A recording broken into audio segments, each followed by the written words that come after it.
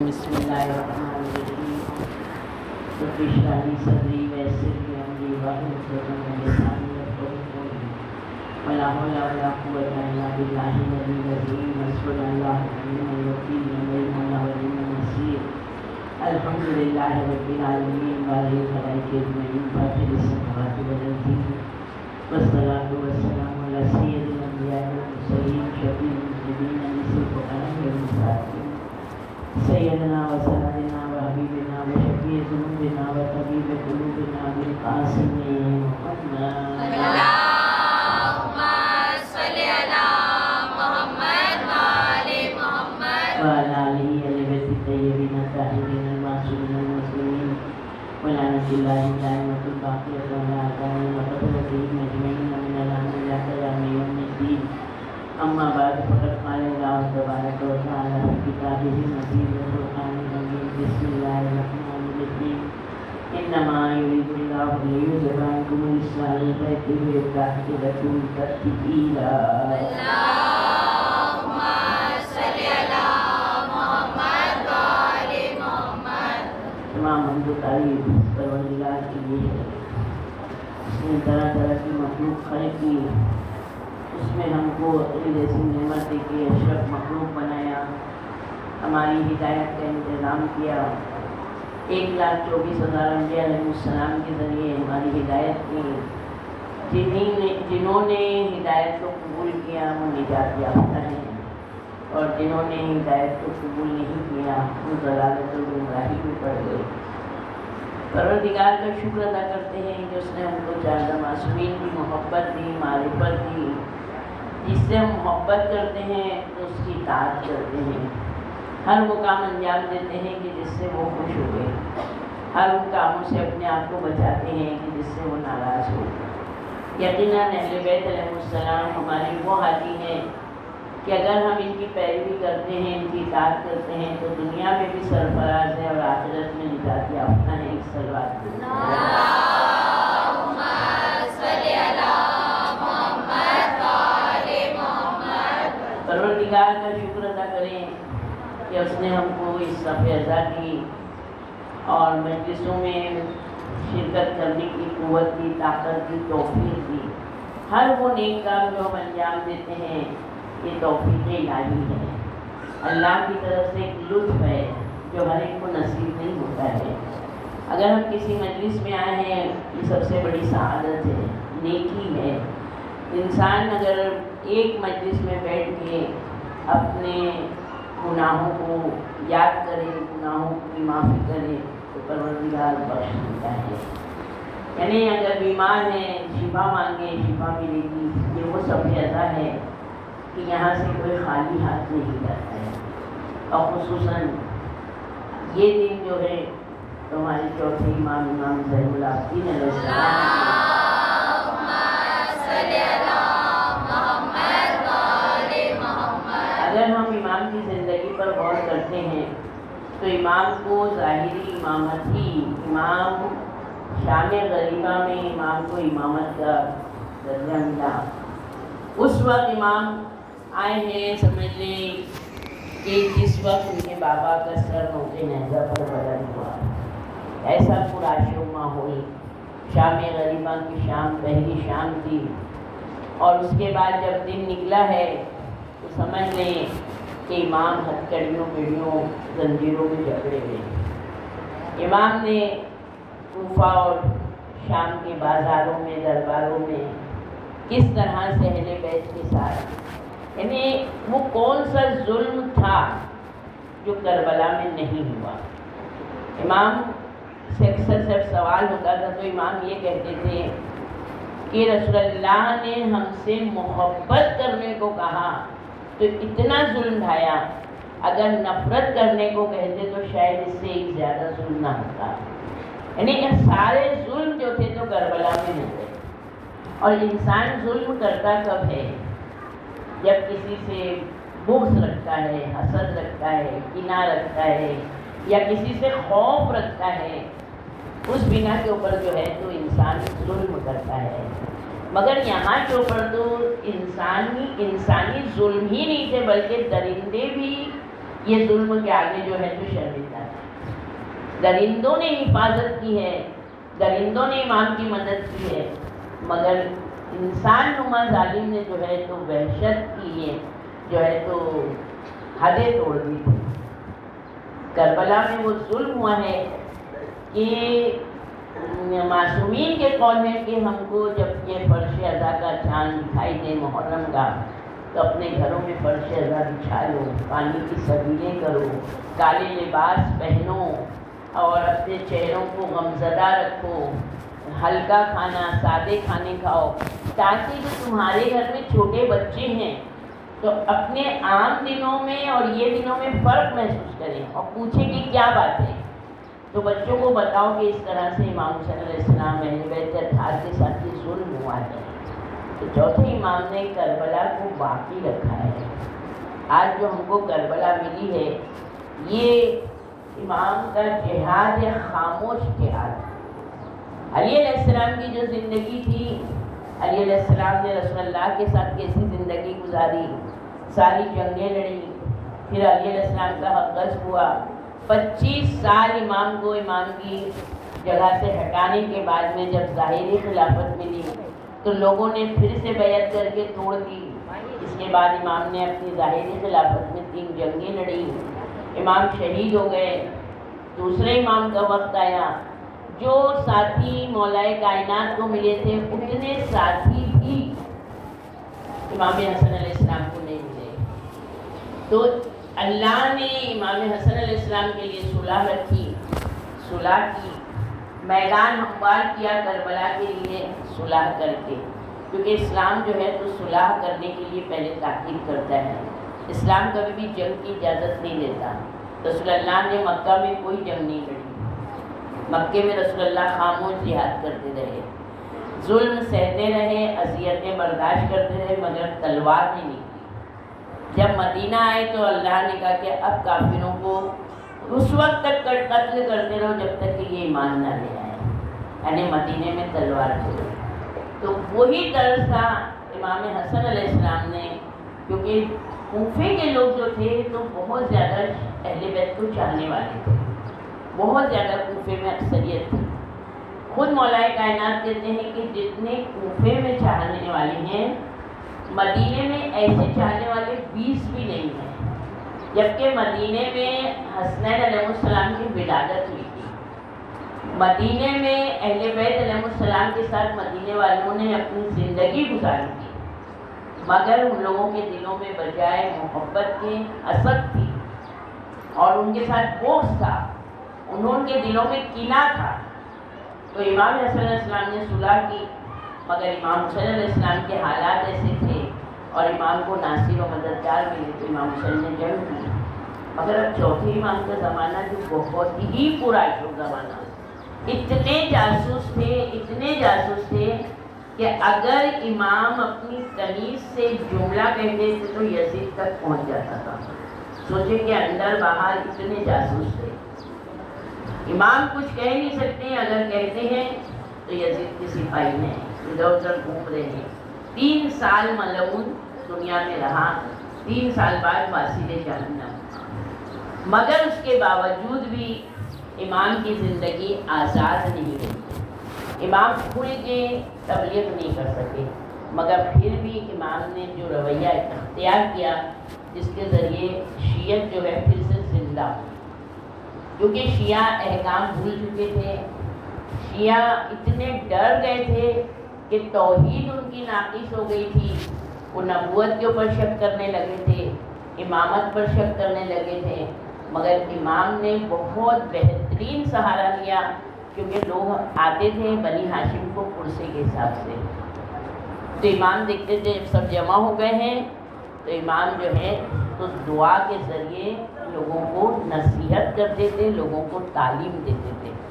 امام نے اپنی تعلیم دینے کا سلسلہ دعاؤں کے ذریعے شروع کیا، جس میں امام نے توحید بھی سمجھائی ہے، نبوت بھی سمجھائی ہے، امامت کو بھی سمجھایا، قیامت سمجھائی، کس طرح سے وہ دور گزرا ہے، مگر امام نے اپنی کاوشیں جاری رکھی اور یہ جو چیز تھی بنیاد ڈالی ہمارے چوتھے امام نے اسی کو جاری کیا پانچویں امام، اور اس کو بہت زیادہ ترقی دی ہمارے چھٹے امام امام جعفر صادق علیہ السلام۔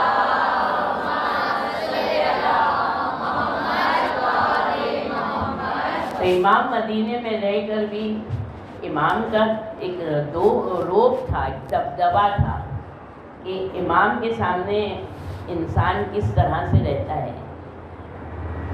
جس وقت امام سے کوئی ملنے آتا تھا تو سوچے کہ جب وہ کوئی بھی ملنے آتا ہوگا تو کون سا واقعہ، کون سا ذکر چھڑتا ہوگا۔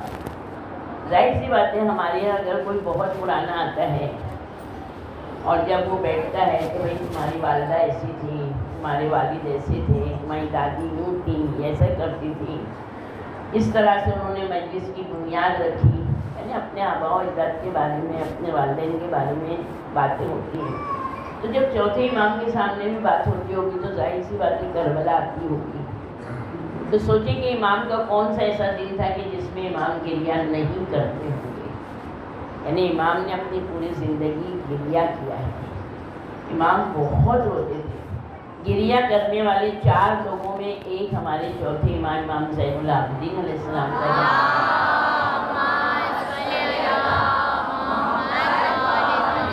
امام کو لقب اتنے اچھے ملے، زین العابدین، القاب ایسے ہی نہیں مل جاتے ہیں۔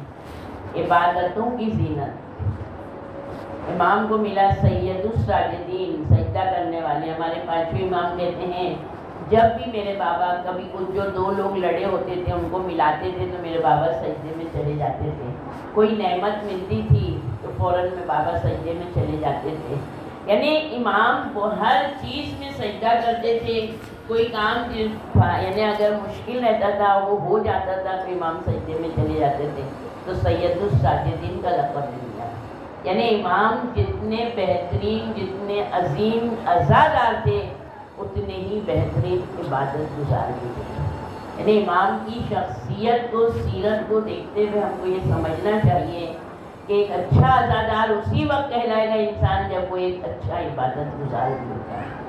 خود امام کا غلام کہتا ہے کہ چوتھے امام کی طرح عبادت جب مولائے کائنات کے بعد شرف ملا ہے چوتھے امام کو، 1000 رکعت نافلہ نماز پڑھتے تھے جس طرح مولائے کائنات پڑھتے تھے۔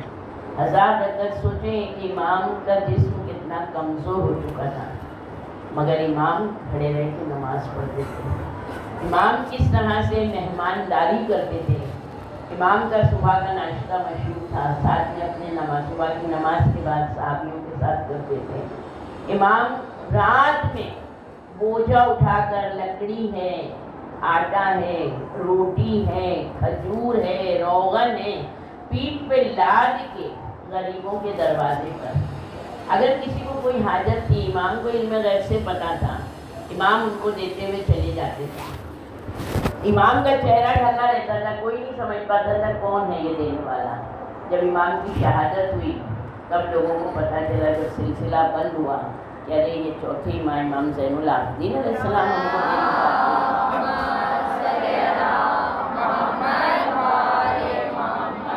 بہت سے لوگوں کے شک اور شبہات امام نے دور کیے ہیں، کیونکہ لوگوں نے طرح طرح کے سوال کیے تھے امام سے۔ ایک ابو خالد کابلی یہ روایت کرتے ہیں کہ مجھے ام الطویل، یعنی جو ہمارے چوتھے امام کی دایا تھی، ان کا بیٹا یحییٰ، کہنے کہ یحییٰ مجھے امام کے پاس لے کے گیا۔ اب میں جو گیا تو میں نے جو امام کے بارے میں سنا تھا کہ امام بالکل سیدھے سادے بستر پر بیٹھتے ہیں، سادہ لباس پہنتے ہیں، تو میں نے دیکھا کہ امام تو بہت قیمتی لباس پہنے ہیں، قالین پر بیٹھے ہیں، سر سجا ہوا ہے۔ تو ابو خالد کہتے ہیں کہ مجھے حیرت ہوئی کہ میں نے جو سنا تھا یہ تو الٹا ہوا، آج آ گیا ہوں پر اس کے بعد نہیں آؤں گا۔ اور پھر یہ تھوڑی دیر کے بعد میں چلے گئے۔ دوسرے دن حالانکہ امام نے کہا تھا کل پھر آنا، تو اس نے اپنے دل میں بولا کبھی نہیں آؤں گا۔ ابو خالد کہتا ہے میں نے دل میں سوچ لیا تھا کبھی نہیں آؤں گا، مگر دوسرے دن خود بخود میرے دل میں آیا لاؤ ایک بار جا کے دیکھوں، بلایا ہے تو دیکھ لوں۔ اب جو ابو خالد جب وہاں پر پہنچے تو دروازے پر کھڑے رہے، پھر سوچا چھوڑ دروازہ بند ہے نکل لوں۔ दिल नहीं तो अंदर जाने के लिए। जैसे ही दरवाजे से पलटना चाहते थे कि आवाज़ आई, अबू खालिद अंदर आ जाओ। अभी जो अंदर गए तो देखा कि इमाम बोरिए के ऊपर बैठे हैं, एकदम सादा लिबास है, घर बिल्कुल सादा। अंदर गए तो इमाम ने कहा, कंकर, कल तुमने जो मुझे जगह पर बैठे हुए देखा था वो मेरी जगह नहीं थी, वो मेरा लिबास नहीं था, वो मेरा बिस्तर नहीं था, क्योंकि मेरी नई शादी हुई। तो मेरी ज़ौजा ये चाहती थी कि मैं कीमती लिबास पहनूं, कीमती बिस्तर पर बैठूं, कीमती कालीन पर बैठूं, घर सजा हुआ रहे। मैंने उसकी खुशी के लिए कल का दिन रखा था कि मेरा लिबास यही है, मेरा बिस्तर यही है और मेरी इस तरह की ज़िंदगी है। एक सलवात भेज दें।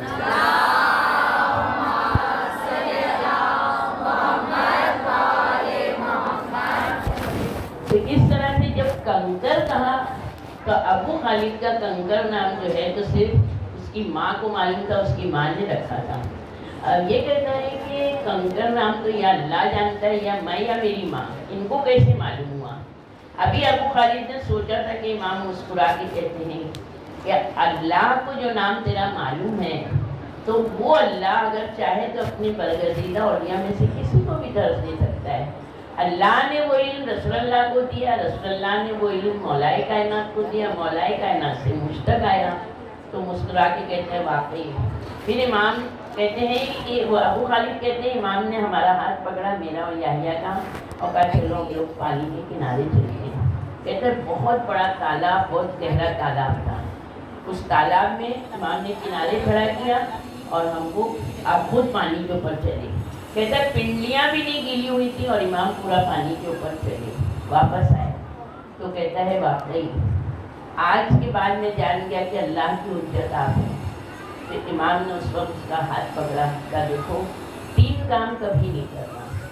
एक वो कि 3 लोग जो हैं इनकी कभी बख्शिश भी नहीं होगी। एक वो है कि जो हमारी जगह पर हमारे अलावा हमारे गैर को बिठा दें।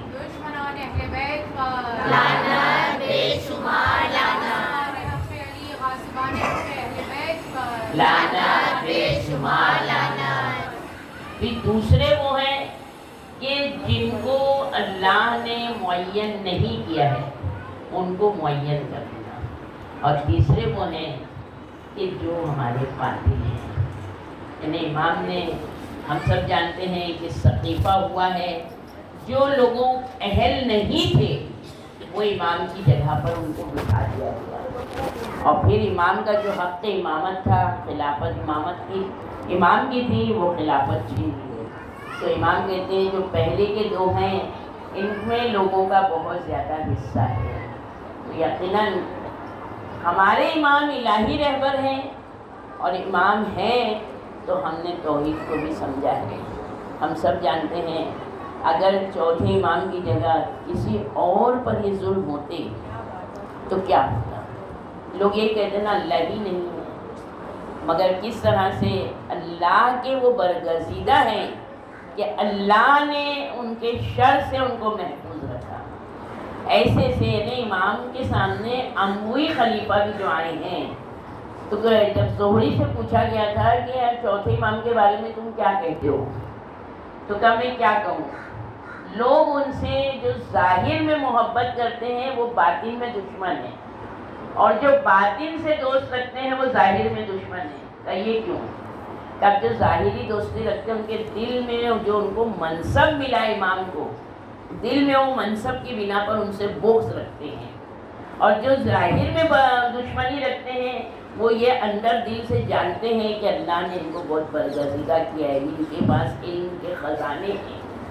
तो इमाम से लोगों ने जो मोहब्बत की, जो हक़ था, जिन्होंने हिदायत को तस्लीम किया उन्होंने मोहब्बत की, उनकी पैरवी की। मगर जिन लोगों ने दुश्मनी की तो वो हसद की बिना पर आकर लोग पूछते थे। जिस वक्त इमाम ने कहा है, इमाम के पास आते थे लोग मांगने के लिए, तो इमाम क्या चाहते? इमाम तो ठोकर मारते मिल जाता। जब अब्दुल मलिक बिन मरवान हज पर आया है, इत्तेफाक से इमाम भी हैं, अब्दुल मलिक बिन मरवान ने इमाम को बराह रास्त देखा नहीं था। इमाम आगे आगे जवान है امام طواف خانہ کعبہ کر رہے، پیچھے عبد الملک ہے. اب ظاہر سی بات ہے وہ بادشاہت کی گدی پر ہے تو سپاہی پائی سب ساتھ میں ہیں، مگر امام جو ہیں تو لوگ خود بخود امام کو راستہ دیتے ہیں. یہ امامت کا روب ہے کہ امام کو کسی کے دھکے کی ضرورت نہیں، جا کے حجر اسود کو بوسا امام آسانی سے دے سکتے ہیں. اب عبد الملک نے دیکھا یہ جوان جو ہے ہماری طرف دکھتا ہی نہیں ہے اور اس نے طواف میں لگا ہے، جا کے نماز پڑھی. پوچھا یہ کون جوان ہے؟ کہا کہ یہ علی بن حسین. اچھا بلا. امام کو بلایا، امام جب آئے سامنے تو کہا کہ میں آپ کے بابا کا قاتل تو نہیں ہوں جو آپ مجھ سے دور رہتے ہیں. تو امام نے کہا کہ میرے بابا کا قاتل جہنم میں پہنچ گیا اور میرا بابا اپنے نانا کے پاس. اگر تیرے دل میں تمنا ہے تو بھی یہ کام کر. تو کہتے نہیں کہ میرے دل میں یہ بات نہیں ہے، میں یہ چاہتا ہوں کہ آپ اتنی غریبی آپ کے ساتھ میں ہے، اتنی تنگستی ہے، تو آپ ہمارے ساتھ اٹھیے بیٹھیے تاکہ جو ہے تو میں آپ کو کچھ مدد کرتا رہوں پیسوں سے، تو آپ کے دن اچھے گزریں گے. لیکن ایک امام سے اس طرح کے کلمات کہنا. امام نے کہا کہ مجھے تیری دولت کی ضرورت نہیں. امام نے اپنی چادر پھیلائی، پروردگارا تیرے نزدیک جو ہمارا مقام ہے وہ اس کو بتا. امام کا یہ جملہ تھا کہ پوری چادر سچے موتیوں سے بھر گئی، زر و جواہر سے بھر گئی.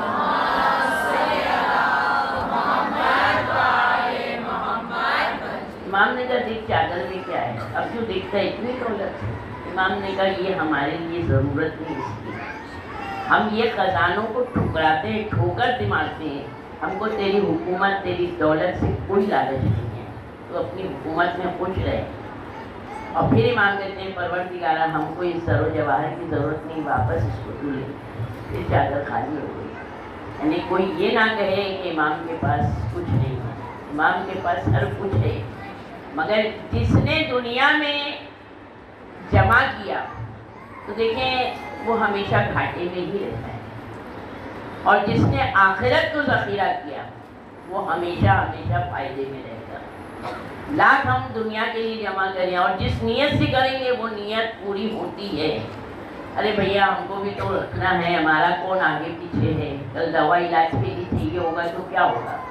جب تک کہ آپ کا پیسہ دوا علاج میں نہیں ختم ہوگا آپ کو موت نہیں آئے گی. یہ چیز یاد رکھیں. یہی پیسہ اگر ہم ہیں تو بھائی اپنے آگے ہم نیکی کرتے ہوئے جائیں تاکہ جنت میں ہمارا مقام بڑھے، درجہ بڑھے. کیونکہ اللہ بخیل نہیں ہے، امام بخیل نہیں ہے. یقیناً ہمارے امام وہ ہیں کہ اگر ہم ان پر چھوٹی سی ان کی خدمت کریں، ان کی مدد کریں تو امام ہمارے پر بہت نظر کرم کرتے ہیں. اور یہ حقیقت ہے. اس کے فرش رضا پر آنا بھی یہ امام نے بلایا اور ہم آئے ہیں. امام ہمارا یہی کریم ہے کہ ہماری گنہگار آنکھیں ہیں کہ ہم اپنے امام کو نہیں دیکھ پاتے ہیں. ظاہر سی بات ہے روایتوں میں ہے کہ ہمارے امام آتے ہیں، اور ظہری جب آئے ہیں ظہری امام کو بہت چاہتے ہیں. اور ظہری وہ انسان تھا کہ جو سنی اور شیعہ دونوں میں جاتا تھا اور یہ درباروں میں جاتا تھا. بادشاہوں کا بہت قریب تھا، یہ حاکموں کا. تو ظہری جو ہے تو بیٹے کی شادی رکھی، آئے امام کے پاس. ہم لوگوں کو بھی جب شادی کرتے ہیں نا تو سب سے پہلے اپنے وقت کے امام کو یاد کرنا چاہیے. ہم لوگ شادیوں میں اپنے اماموں کو نہیں یاد رکھتے ہیں. ہم لوگ شادیوں میں مجلس کرنا بھول جاتے ہیں اور شادیوں میں ہم سارے کام انجام دیتے ہیں. مگر ظہری صاحب معرفت، اس نے چاہا کہ میرا امام گھر پر آئے. کا مولا میرے بیٹے کی شادی ہے، میں چاہتا ہوں آپ میرے غریب خانے پر آئیں. امام نے کہا مبارک ہو ظہری، شادی بیٹے کی شادی کرنا مبارک ہو. کا مولا مگر آپ کو آنا ہے. امام کی آنکھوں میں آنسو ہے. کہا ظہری جس پر کربلا گزری ہو کیا بھلا وہ بھی شادی میں آ سکتی؟ کیا اس کو شادی کی خوشی ملے گی؟ کب مولا پھر میرے گھر آپ کب آئیں گے؟ کہ اگر تو مجھے بلانا ہی چاہتا ہے تو میرے بابا کی مجلس سے.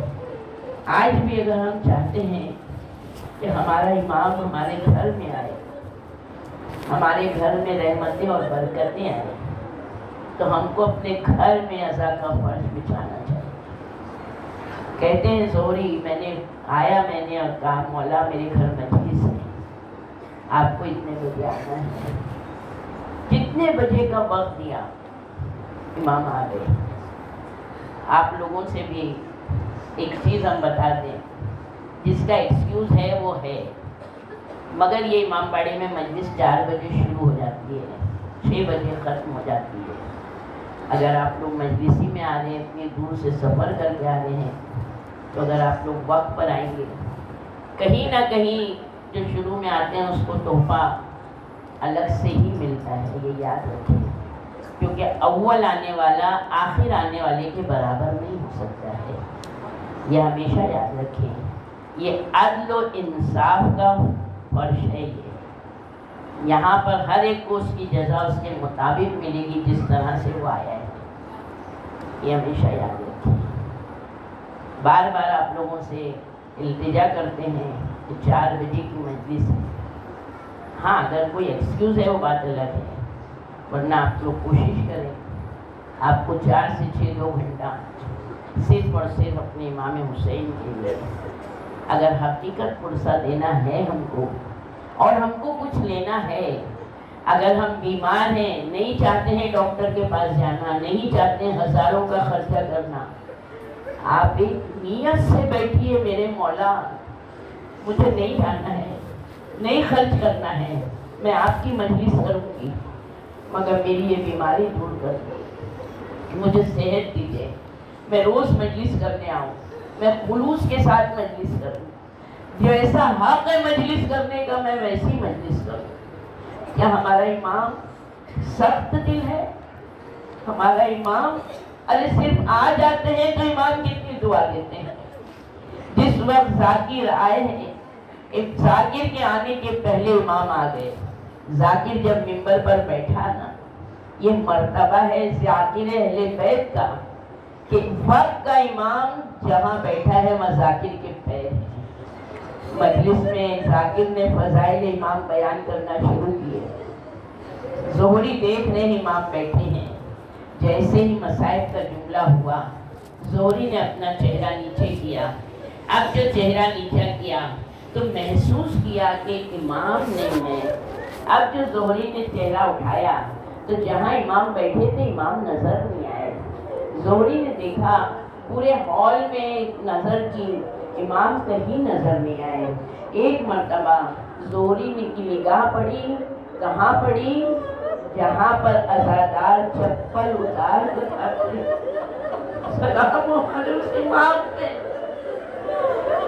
میرا امام دروازے کے پاس بیٹھا ہے، مصائب ہونے میرا امام گریہ کر رہا ہے۔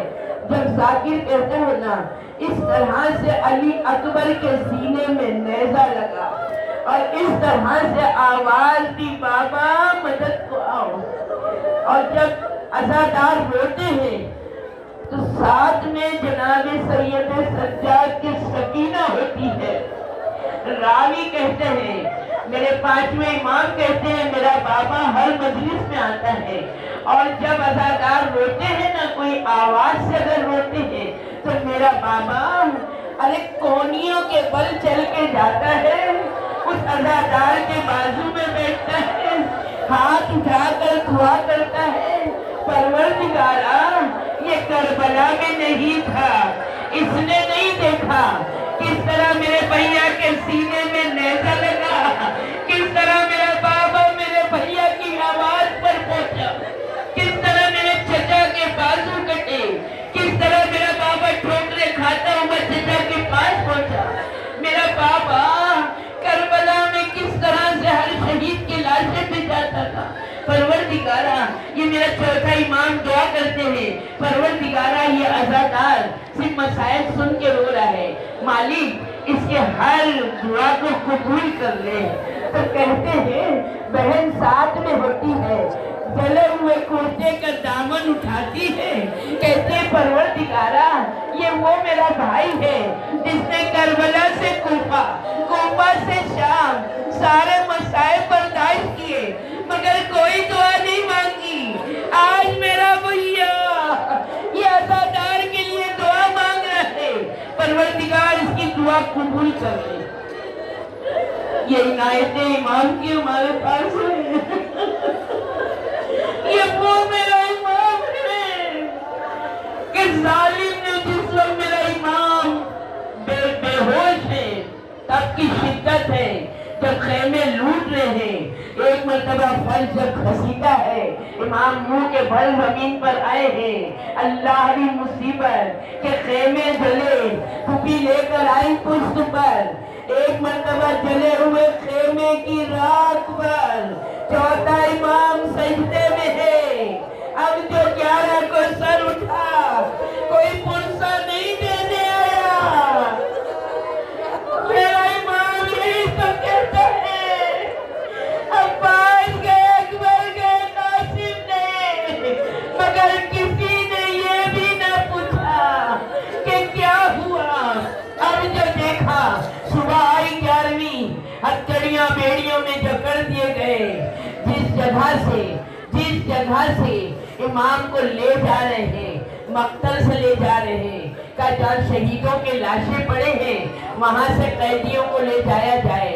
जरा सा गौर करें, सिर्फ फिक्र करें कि कहीं अगर किसी का एक्सीडेंट हो जाता है, अगर उसकी मैयत जरा सी कुचल जाती है, तो अगर कोई बहन है, कोई भाई है, अगर आगे बढ़ता है तो लोग हटा देते हैं कि नहीं, करीब नहीं जाना, तुम देख नहीं पाओगे। अरे तुम्हारा दिल फट जाएगा। मेरा चाहता इमाम जिस वक्त मक्तल में देखा, सारी लाशें पड़ी हैं, सारी लाशें हैं, बेसर है। बाबा की जब लाश पे निगाह गई, कहते इमाम इस हालत में थे कि बेहोश हो गए। सारी बीवियां बेहोश हो गई। एक सवार आया घोड़े पर, उसने पानी लिया, सबके ऊपर छिड़क दिया। कहते जब छिड़का है ना, तो जनाबे ज़ैनब को सबसे पहले होश आया। वो सवार कौन था? वो सवार ज़ैनब का बाबा मुश्किल कुशा था। ज़ैनब ने आवाज दी, बाबा मुश्किल कुशाई कीजिए, हमारे साथ कोई नहीं मर्दों में। सवार ने जब चेहरे पे पानी किया, पानी डाला कि मेरा चौथा इमाम गश से चौंका। जनाबे ज़ैनब ने सीने पे हाथ रखा, सैयदे सज्जाद तुम्हारी क्या कैफियत है?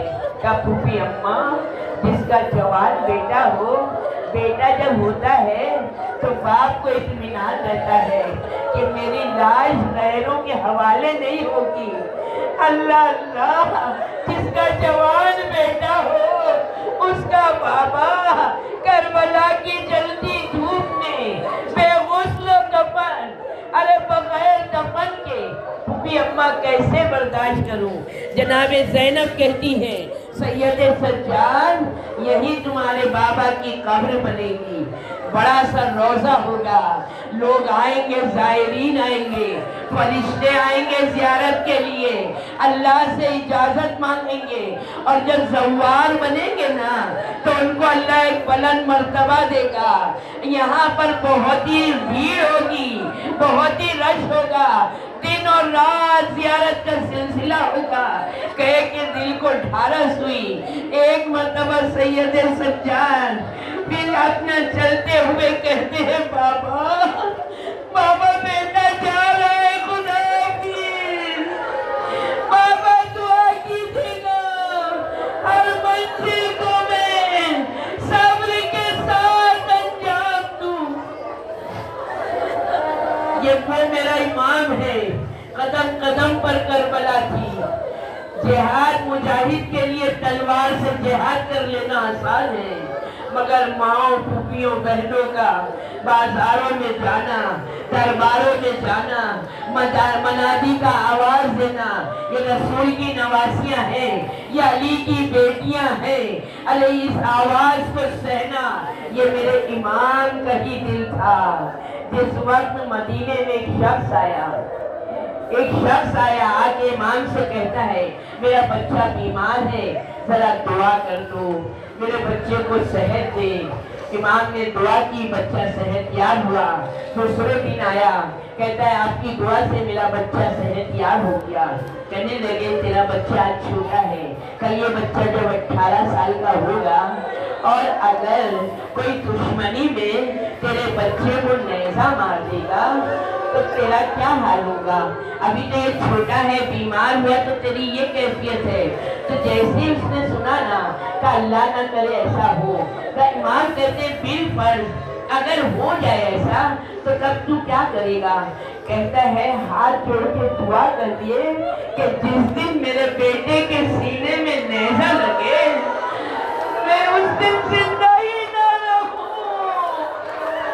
میرا امام کربلا کا رخ کر کے کہتے ہیں آئے میرا بابا، بوڑھا باپ، جوان علی اکبر، میرا امام جب تک زندہ رہے کربلا یاد کرتے رہے۔